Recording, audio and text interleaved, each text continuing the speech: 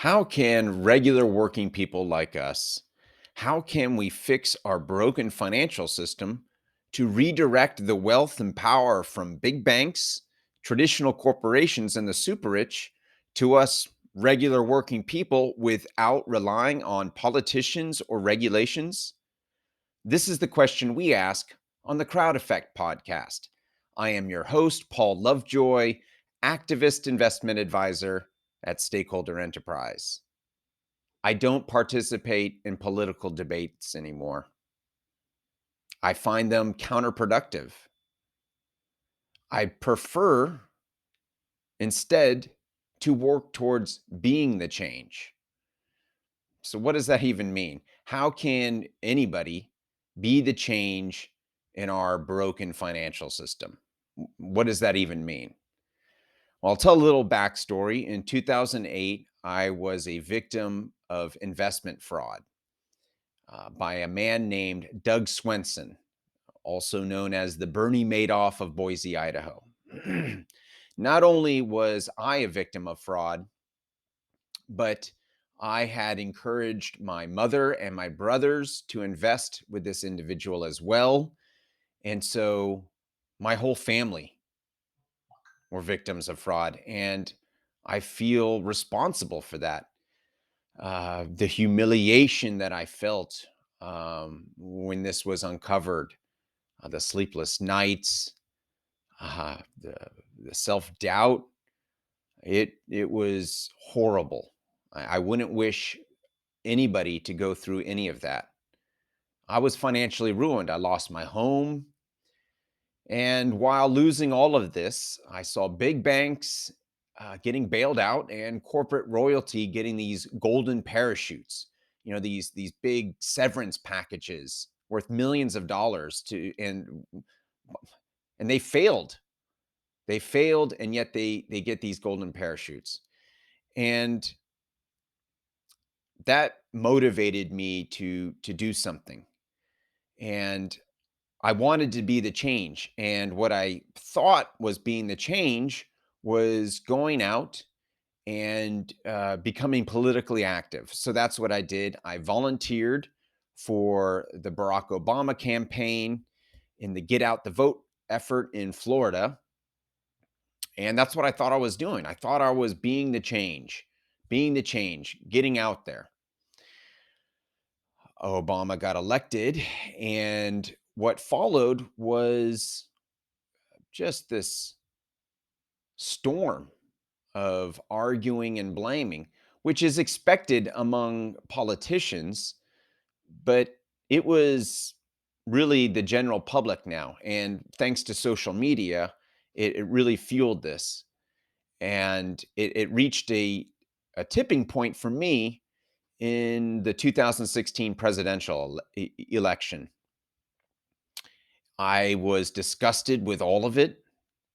It I didn't see any problems getting solved. It was just a tug of war between progressives and conservatives, and I didn't think anything would change. And it then it made me think about what political action is. So what is it? Well, you get politically active to vote in candidates that your values align with, and you want them to do something. I wanted them to fix our broken financial system. And how I saw that happening was through regulations of big banks and these powerful corporations, regulating them. And then in 2016, I thought through what that actually meant. What does that mean to regulate? Well, you're forcing a law on a corporation or a big bank, and not just forcing corporations and big banks, but on individuals as well that make a certain amount of money, wealthy individuals. So, well, what happens when a regulation gets passed? You're forcing big banks, corporations, the super rich. You're forcing them to obey a certain law. And if they don't obey, well, there's penalties, right? Um, there's financial penalties. There's also you can even go to jail um, if by not obeying these regulations. And oftentimes uh, there is a very large minority that don't agree with the regulations. And imagine if you were in their shoes for a moment. All right, let's put on uh, our empathy caps, if you will. Imagine if you were against a regulation and you were engaging in a fierce political debate for for months leading up to this regulation getting passed, and you have every time you engage in one of these political discussions, uh, more feelings of resentment and anger well up at the different people, the political parties, the politicians, and it gets passed. And you don't want to obey, but if you don't, you either are going to get a heavy financial fine or put in prison. So now you're forced to obey. So what happens? Well, a number of things happens. Big banks, powerful corporations, and the super rich, they all have lobbyists, and they spend millions and millions of dollars lobbying members of Congress uh, to prevent these laws from happening. And oftentimes they're very successful.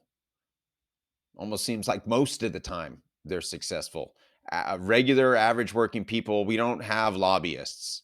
Um, and when something does get passed, these big banks and the powerful corporations, they find loopholes around the regulations.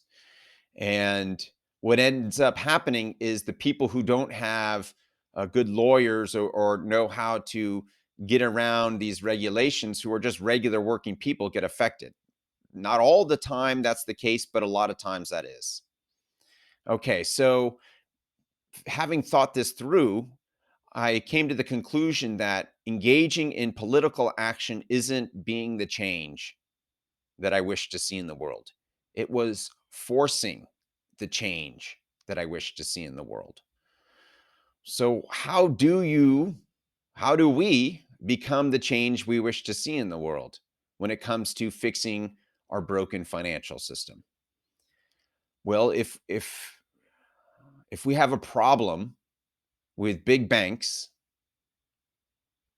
then why not regular people become banks? All right, that sounds crazy, right? How do regular people become banks? Well, in 2015, the private market of investments was deregulated, allowing regular working people, the general public, 98% of US income earners access to this private market of investments. Now, prior to that, only wealthy and big banks and institutional, the powerful corporation had access to this private market. So, why is that important? Well, regular people, we can't engage in commercial lending. That's all in the private market. So now the private market is deregulated, allowing regular people, regular working people, access to it. But it's not just any type of access, it's access via crowdfunding. So this has opened up a whole new opportunity. And since 2015 till now, there has been time enough for startup companies to provide platforms, crowdfunding platforms, crowd investing platforms. Now, there are platforms that allow regular working people like you and us to become something called crowd lenders, which means we are essentially becoming the bank. And we now, by becoming the bank, we now do not have to loan to exploitive companies. We don't have to make predatory loans to the vulnerable. Now we can choose to loan to small businesses, to regular working people at a fair interest rate. We can loan to uh, companies that share our certain values. Now, why do big banks loan to exploitive companies? Why do big banks abuse their customers? I think most people here would agree that big banks abuse their customers. But if you want some evidence of this, there's something called the Violation Tracker Project, and it shows all the violations since the year 2000 of just about any industry. You can take a look at the banking industry, and maybe you'll be shocked, maybe you won't be, but the three top um, violations that the banking industry engage in are toxic securities, um, investment protection abuse, and just your traditional banking violations like overcharging and setting up accounts without customers' permission. And so they're abusing the public. They're loaning these exploitive companies and projects money. Why? Why are they doing this? Well, it's because of the way corporations are set up. Corporations are set up on this for profit model. They are um, legally obligated. It's called fiduciary duty. They are legally obligated to maximize profits for their shareholders. And every quarter, they're trying to make more profit than the last quarter. So, why don't you go look up the definition of greed? What I found when I've looked up the definition of greed is never being satisfied of what you have achieved. You're always wanting more. This is what corporations are. They're not inherently evil, they're inherently greedy. And so, what can you do about this? How can you be the change in this?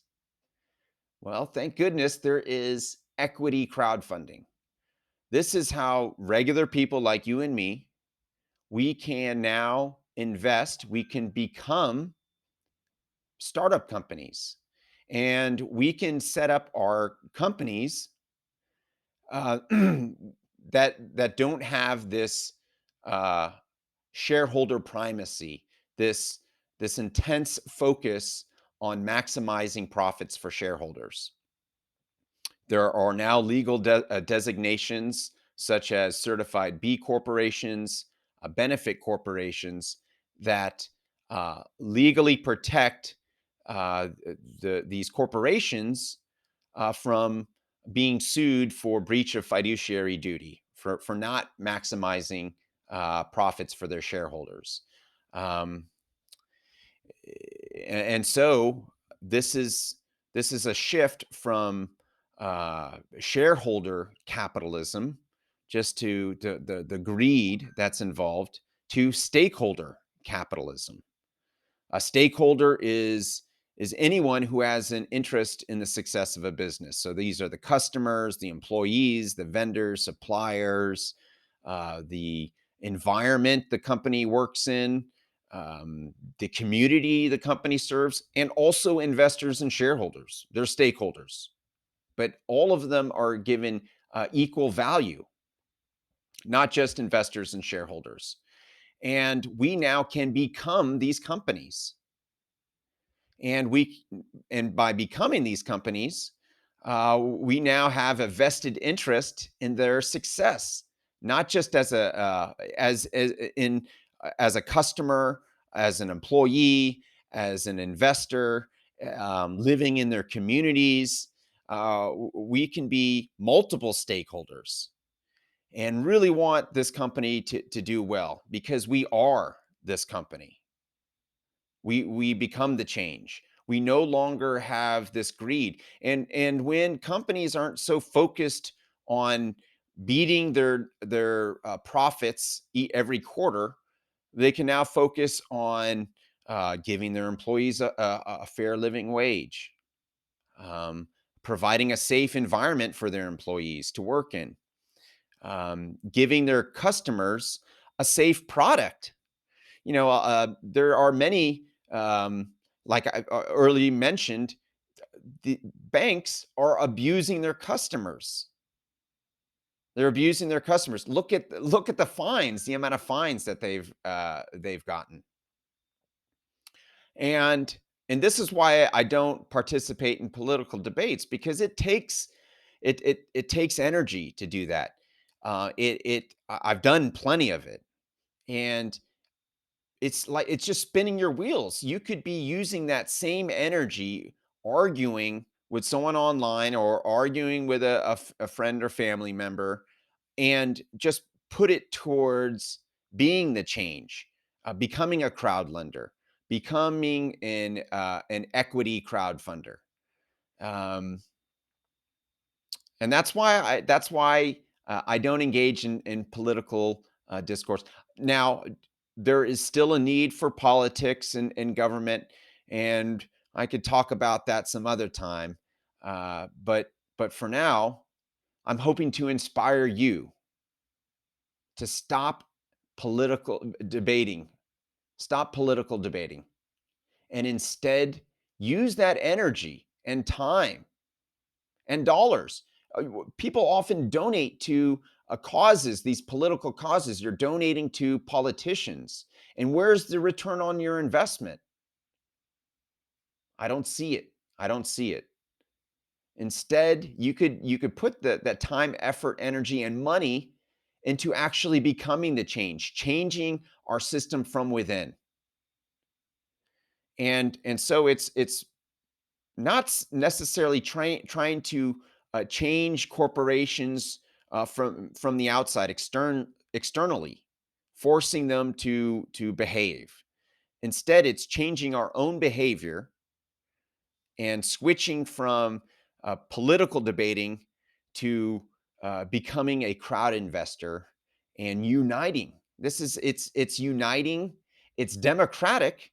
A company won't get um, any funding if people don't agree to fund it. It's a democratic process, and there's no hurt feelings. This is just how it is. And now that when more and more people become crowd investors, the market now has to react to us. If there is this demand from crowd lenders, if crowd lenders are demanding companies to be to have a responsibility to all stakeholders, well, guess what's going to happen? The supply of companies that practice stakeholder capitalism will increase. It's the most simple concept of economics, supply and demand. If there is a large, if demand increases, then supply will meet it. And it seems simple because it is. My name is Paul Lovejoy. I am a crowd investor, and I see you are one too. If you'd like to know how to fix our broken financial system legally, ethically, and without confrontation, go to stakeholderenterprise.com.